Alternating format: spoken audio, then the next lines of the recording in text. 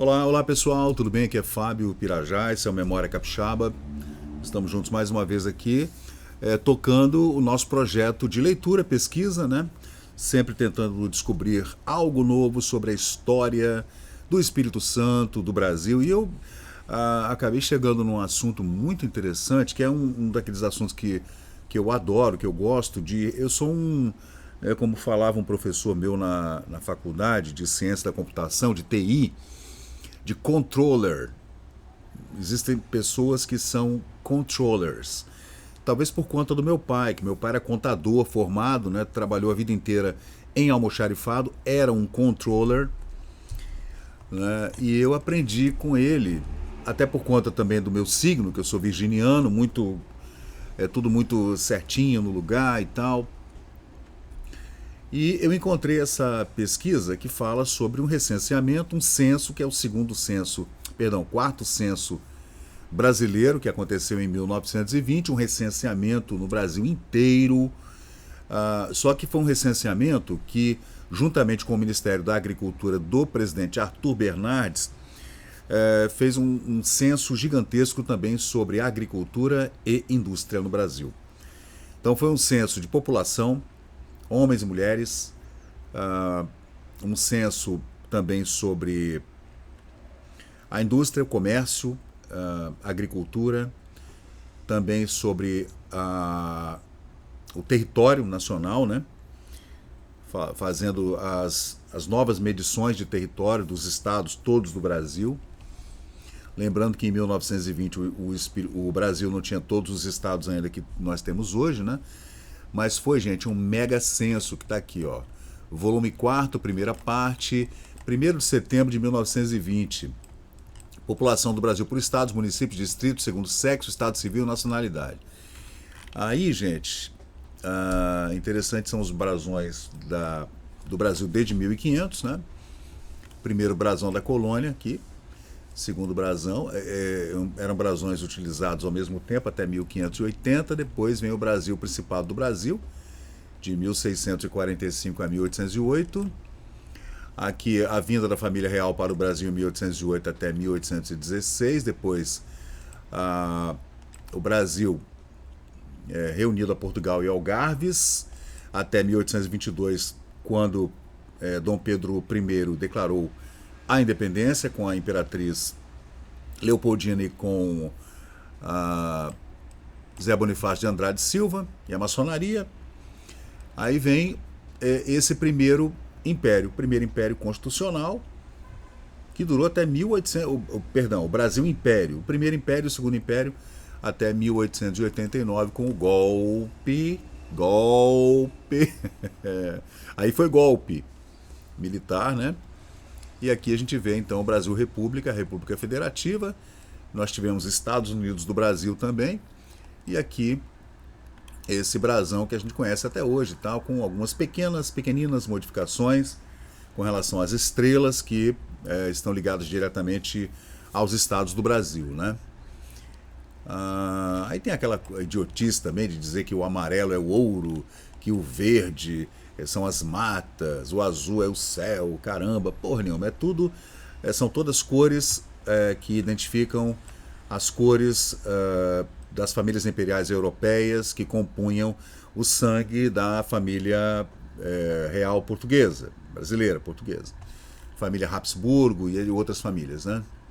Do Império Austro-Húngaro, etc. E esse recenseamento, então, ele chega aqui nesse ponto, muito interessante, gente, que é o ponto em que esse quarto censo, realizado em 1920, ele vai dar exatamente uma noção para o Brasil destinar todas aquelas verbas importantes, né? E alocação de recursos escassos, que esse é o papel do mercado, né? Não só do governo, né? Aliás, muito menos, deveria ser muito menos do governo, alocação de recursos, que o governo não sabe alocar porra nenhuma. O governo sabe roubar seu dinheiro com impostos, rouba e não aloca nada. Aloca, claro, para os apaniguados, né? Para quem é amigo do rei, aí está alocado. Seu salário, sua verba, né? Aquele subsídio maravilhoso para sua empresa, porque é amiguinha do governo, né? Mas o governo não sabe alocar nada, muito pelo contrário. Então a gente vê aqui o primeiro censo, realizado em 1776. Cadê? Deixa eu jogar aqui as fotos para cima, que jogando as fotos para cima a gente consegue visualizar melhor. Cadê o Arthur Bernardes, que estava aqui? Eu fechei? Fechei, né? Aqui o presidente Arthur Bernardes, né? Que ele foi presidente de Minas Gerais, né? E depois elegeu-se presidente da República, né? Aí, gente, deixa eu colocar aqui para vocês. Aqui. Tá aqui, ó. O Brasil, então, nesse censo do pesquisador, navegador Southey, feito em 1776, o Brasil tinha mais ou menos 2 milhões de habitantes, né? Entre homens livres e homens escravizados, né? Homens e mulheres, né? Em 1808, com a vinda da família real para o Brasil, isso trouxe milhares de imigrantes, junto com a família real portuguesa, para o Brasil. O Brasil subiu aí, né, para 2 milhões e meio de habitantes. Você vê o tamanho desse país, né, para 2 milhões e meio de habitantes, né? Em 1819, 4 milhões e meio mais ou menos. Em 1830, 5 milhões e meio. Em 1854, aí já é o Segundo Império, né? 7 milhões e meio de habitantes. Em 1872, caminhando para o final do século XIX, o Brasil, em meados do século XIX, com as grandes imigrações que vieram da Europa, italianos, alemães, chineses, poloneses, pomeranos, né?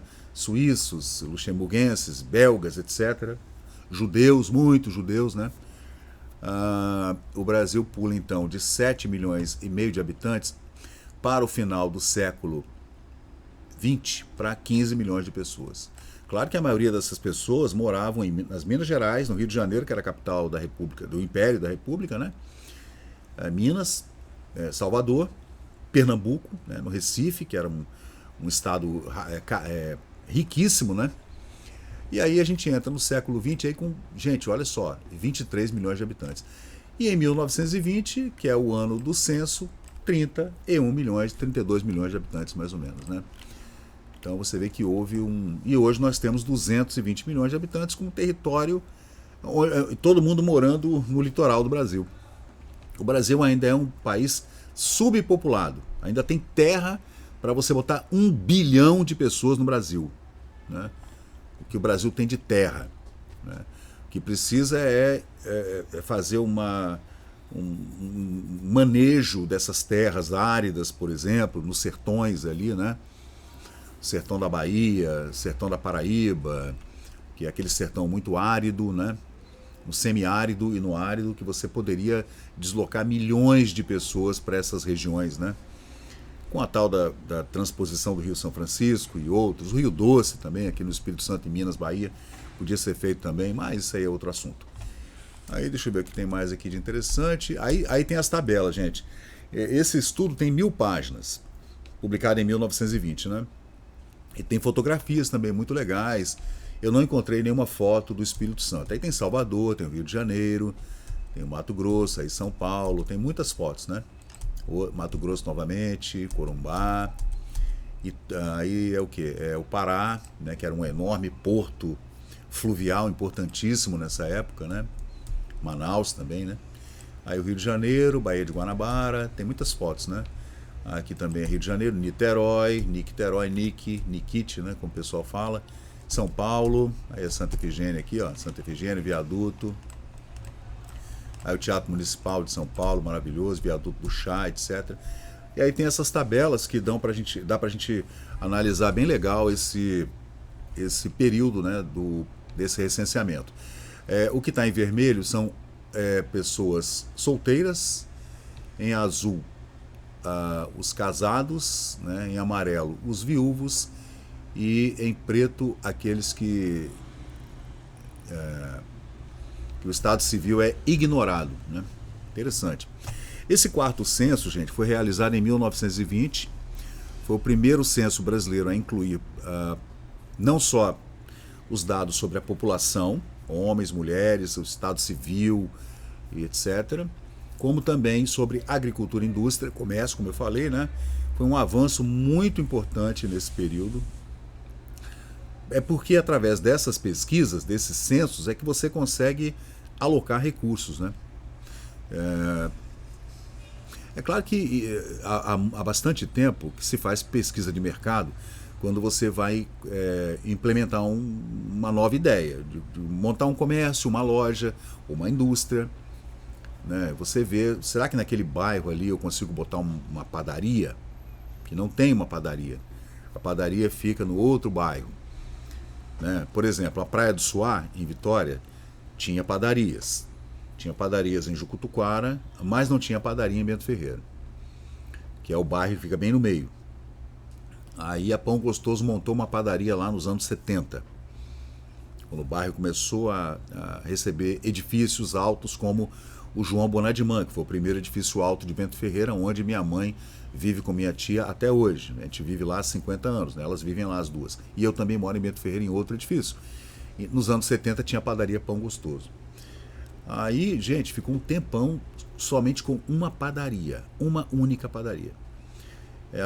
Houve tentativas de outra padaria menorzinha, pequenininha, mas agora não. Agora nós temos 3 padarias no bairro. O bairro tem, sei lá, 3 mil habitantes, 4 mil habitantes, é pouca gente, então é um bairro muito residencial, com prefeitura, com Senai, Senac, o Álvares Cabral, muitas escolas, né? Está precisando de um supermercado, de um posto de gasolina, isso aí é questão de tempo, né? Então, quando você vai abrir um novo comércio, pequeno que seja, tipo uma padaria, uma loja de roupas, não sei, uma loja de construção civil, né? Material de construção, você faz uma pesquisa de mercado para ver a concorrência no local, a população. Será que vai girar o meu comércio? Tem que ir devagar. Isso acontece na indústria também, no comércio de grande porte, para abrir filiais, etc. E essas pesquisas são importantes, porque o governo faz a pesquisa centralizada, né, e distribui esses dados, e você vai distribuir as verbas de governo ou outras, né, outros projetos importantes de habitação, por exemplo, que são importantíssimos nesse período, foram importantíssimas nesse período, na segunda década do século XX, e o Brasil poderia ter tomado outras decisões, especialmente com relação a estradas de ferro. Nós tomamos decisões muito ruins com relação à abertura de rodovias e não de estradas de ferro. A gente ficou parado economicamente por conta das altas tarifas, para você rodar numa estrada normal, ao invés das baixíssimas tarifas para estradas de ferro. Essa é uma outra coisa, outro assunto, mas vamos lá, vamos continuar com o censo aqui. Esse censo ele foi conduzido então na época pelo Departamento Nacional de Estatística, que gerou depois o IBGE, fundado em 1936 pelo Getúlio Vargas, né? O levantamento foi realizado a partir de 1º de setembro de 1920 com esses dados todos, demografia, socioeconômico, dados de produção, da indústria e da agricultura, né? A população do Brasil, então, como vocês viram ali que eu mostrei no gráfico, né, era de 32 milhões de habitantes, mais ou menos, né? Houve um aumento muito grande entre 1900 e 1920 de população. Né? Também tem dados sobre natalidade, mortalidade, migração, imigração e também urbanização. Bom, o censo, então, que inclui pela primeira vez dados sobre a agricultura no Brasil, também fala desses colonos que foram para as regiões, especialmente aqui no Espírito Santo, regiões de montanha, também no Mato Grosso, né, no Pará, onde as pessoas foram para a floresta amazônica, para a extração de borracha, etc. Na Fordlândia, por exemplo, aquela enorme fazenda da Ford aqui para a extração da borracha da seringueira, mas depois deu errado, né? Eles foram embora, abandonaram a cidade. Mas esse censo ele faz também esse ponto importante dessa migração para oeste, que o Brasil tenta fazer desde 1600 e alguma coisa, que o Brasil tenta ir para o oeste. Acabou indo ali com a descoberta de ouro e prata nas minas, aí as Minas Gerais levaram muita gente nessa corrida do ouro brasileira, Tupiniquim, né, como a corrida do ouro nos Estados Unidos também, que aconteceu 200 anos depois, né? Então, nesse censo da agricultura, ele fala então do café, da cana, do milho e do algodão, que era chamado na época de ouro branco. O Brasil tentou, né, uma indústria algodoeira, pelo menos aqui no Espírito Santo tentou, mas deu errado, não deu certo. Também o bicho da seda, com a indústria da sericicultura também não deu certo aqui no Espírito Santo. Só a aninhagem mesmo, né? Aquela coisa da juta, da aninhagem para fazer saca, para colocar café e pronto. O Espírito Santo ficou nessa. Rio de Janeiro e São Paulo é que conseguiram realmente essa tecelagem maravilhosa, né? E os estados acabaram se tornando os estados mais importantes do Brasil economicamente, né? Também a produção agropecuária, também tem nesse censo o tipo de cultura, extensivo ou intensivo, né? E todas as propriedades rurais, pelo menos aquelas que o censo conseguiu alcançar. Imagina isso, né? Um censo desse em 1920, como não era difícil de fazer, né?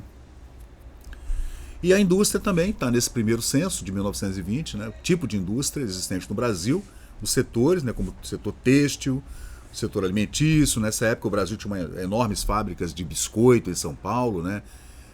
De macarrão, né? Da família Matarazzo, por exemplo, em São Paulo. Jafé, né? E outras famílias importantes em São Paulo. E no Rio de Janeiro também, né? E o impacto desse estudo? O censo ele é considerado um marco, esse censo de 1920, né? Por conta, inclusive, das técnicas utilizadas para juntar todos esses dados e também o que saiu na outra ponta, né? Foi importante para a alocação de recursos do governo e recursos particulares, né? No Espírito Santo, gente, aí eu faço um corte aqui para o Espírito Santo. Nesse dado aqui de sexo e estado civil, né, a gente vê o Espírito Santo aqui pequenininho, ó. Aqui a gente vê as Minas Gerais, né, São Paulo, Bahia, Rio Grande do Sul, aí tem Pernambuco aqui, né, Rio de Janeiro aqui pequenininho. Até porque o estado do Rio de Janeiro é menor do que o estado do Espírito Santo em área, né? E o Espírito Santo tá aqui, ó, pequenininho, tadinho, ó, com 457 mil habitantes, sendo que o Espírito Santo tinha mais homens do que mulheres nessa época, né?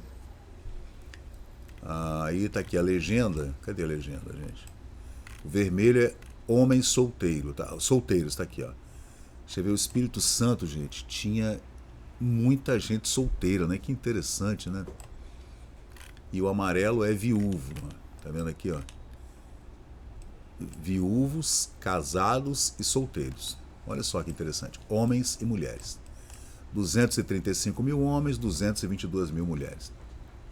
Esse aqui é o Espírito Santo, com 457 mil habitantes, né? Deixa eu ver, tem um outro aqui. Tem um outro dado interessante aqui.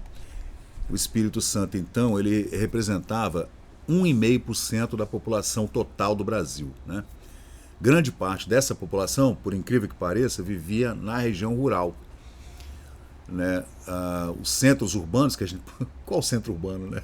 Vitória era o centro urbano em 1920. Uma cidadezinha desse tamanho, né? Com pouquíssimos habitantes, né? E tem também aqui, gente, a população de Vitória especificamente. Deixa eu colocar aqui para ver se a gente consegue encontrar aqui. Cadê? Espírito Santo, 449 mil habitantes. População presente em cada estado e residente no estado, né? Vocês estão vendo aqui. Aqui está o Espírito Santo. Tinha 1.600 capixabas ausentes, né? E no estrangeiro 440 pessoas, né? Interessante esses números, né? Aí deixa eu ver aqui uma coisa. Esse dado aqui, eu adoro ficar vendo isso aqui, essas tabelas, gente. Se deixar eu fico o dia inteiro vendo isso aqui. Aí fala onde que esses capixabas ausentes viviam, né? Na Europa aqui, ó. Na Alemanha tinha um, na América tinha dois, na Ásia tinha não. Na Ásia ninguém. É interessante isso aqui, né? Agora, deixa eu ver que tem aqui, gente, uma tabela falando da população em Vitória. Cadê? Será que tem isso aqui? Deixa eu ver. Qual era a população em em Vitória. Vamos ver aqui. Ver se eu encontro aqui. O censo, gente, em 1920, então, Vitória tinha 24 mil habitantes. Né? 24 mil habitantes. Você vê que dessa população toda, né, de 400 mil habitantes mais ou menos, Vitória tinha 24 mil pessoas vivendo aqui. Você vê que era uma cidadezinha que era o tamanho de um bairro, né? Hoje o bairro Jardim Camburi, que é o maior bairro aqui de Vitória, tem 70 para 80 mil habitantes. Vitória inteira, a ilha toda a ilha, todo o nosso arquipélago aqui, né, tinha 24 mil pessoas. A cidade era composta por uma população muito diversificada por conta do porto. Por isso que quando se fala em imigração, a gente fica malhando em ferro frio nessa idiotice, né, da pessoa falar imigração, caramba. Todo mundo é imigrante, gente. Todos nós somos imigrantes. Em algum período a gente chegou lá. Aí você vai falar de imigrante, porra, todo mundo é imigrante. Na minha família, eu já falei no vídeo aqui várias vezes. Tem baiano, tem mineiro, tem judeu, tem alemão, tem suíço, tem italiano, meu sangue, né? Tem sangue indígena da Amazônia, sangue indígena andino, sangue indígena americano, africano, né? Tudo está na minha linhagem. Grego está na minha linhagem. Então, todos nós somos imigrantes, né? Imigrantes. Essa encheção de saco de imigração, o pessoal fica aí perturbando, né? Então, deixa eu ver mais uma coisa aqui. Como foi feito esse censo, né? Levantando aqui, foi visita a domicílio, ou em domicílio, né? Formulários que foram entregues pelo Ministério da Agricultura na época. Agora, difícil foi fazer o recenseamento rural, né, gente? Então você tinha que esperar que prefeitos municipais, ou as comarcas, né, os cartórios dos interiores do Brasil e do Espírito Santo, né, a igreja, também católica, entregasse esses dados para centralizar, talvez numa administração do correio, para mandar para a capital do estado, para depois mandar para o Rio de Janeiro, que era a capital federal, né? Então não foi nada fácil, não. Então, dessa população aqui de 30 milhões de pessoas, gente, o Espírito Santo, então, tinha 400 mil habitantes, Espírito Santo inteiro, né? E tinha 24 mil pessoas vivendo em Vitória nesse censo de 1920. Então é isso aí, pessoal. Esse é mais um vídeo curto aqui do canal, não vou prolongar muito, senão, se deixar, eu faço um vídeo de horas aqui falando sobre isso, né? Depois eu vou ler com mais calma todas as 1000 páginas, né? Tentar fazer aqui uma leitura mais profunda, né? Você vê o crescimento da população. O primeiro censo, gente, é de 1776, né? Aí, esse é o quarto censo, de 1920. Comparados com os períodos de 1872 a 1890, daí até 1900 e até 1920, observa-se um crescimento médio anual da população do Brasil, que elevou-se em 2%, 1,96% entre os dois primeiros anos, né? 2,94% entre os dois últimos anos. E tem sido de 2,35% no intervalo entre 1872 e 1920. Pelas taxas de crescimento encontradas no vintênio entre 1900 e 1920, a população do Brasil deverá ser duplicada em 1946, mais ou menos. Ali em 1940, havia uma... Tá vendo, gente? Essa matemática é fina, né? A gente vai falar da matemática egípcia, da matemática persa, né? Da matemática babilônica e tudo, então, da grega, né? A gente tem que entender que essa matemática fina já existia há milhares e milhares de anos, né? Então ele fala que nesse intervalo entre 1872 e 1920, nós tivemos um crescimento de 3%, mais ou menos, né? E haveria um crescimento, a duplicação dessa população entre 1920 e mais ou menos 1946. E eles não levam em conta, é claro, a Segunda Guerra Mundial, porque ninguém previa, né, que haveria uma Segunda Guerra, né? Isto é, nós atingiremos um aumento dentro é do prazo de 26 a 24 anos, o dobro da população. O Brasil, então, estaria com 60 milhões de pessoas. Isso não aconteceu até 1945, no final da Segunda Guerra Mundial. O Brasil não estava com 70 milhões de pessoas de jeito nenhum, né? A gente tem os 70 milhões em ação. Foi em 1970, né? 80 milhões daquela música. 90 milhões em ação, né? Salve a seleção. Nem me lembro qual é o número, mas esse número não foi alcançado em 1945, 46, 44, não foi, né? Então, de qualquer jeito, a gente vê esse número expressivo aqui do crescimento da população, né? Aí a gente vê aqui, gente, ó, número de habitantes nas capitais. Em 1872, Vitória tinha 16 mil habitantes. Você vê que entre 1872 até 1920, a população de Vitória cresceu pouquíssimo, né? De 16 mil para 24 mil pessoas. Você vê que Vitória era um lugar inóspito. Inóspito. As paradas aqui no porto eram paradas estratégicas para abastecimento.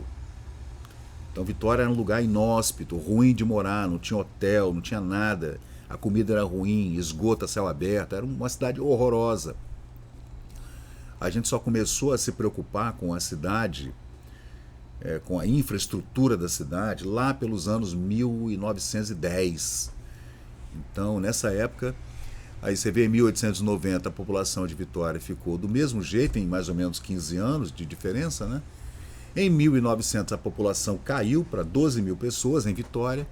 Aí que nós tivemos um aumento para 21 mil, ou entre 21 mil e 25 mil pessoas em 1920, né? Então, pessoal, é isso. Vamos terminar aqui o vídeo, senão vai ficar muito longo. Esse é o Memória Capixaba. Eu me chamo Fábio Pirajá. A gente está sempre aqui discutindo esses assuntos, pesquisando e lendo, né? Pesquisando, lendo e juntando essa papelada toda, documentos e fotos e vídeos e tudo, para tentar entender como a gente estava, como a gente está hoje e para onde a gente vai, qual seria o melhor caminho, né, para a gente seguir aqui, para colocar o Espírito Santo num devido lugar, num bom lugar, né? Então é isso aí, pessoal. Meu nome é Fábio Pirajá e eu volto a qualquer momento com mais vídeos aqui no canal Memória Capixaba. Valeu, obrigado. E chegamos ao final de mais um vídeo aqui do Memória Capixaba. E se você curtiu o conteúdo, por favor, deixe seu like, compartilhe aqui o nosso canal e inscreva-se para mais novidades. Até a próxima e muito obrigado por participar aqui do Memória Capixaba.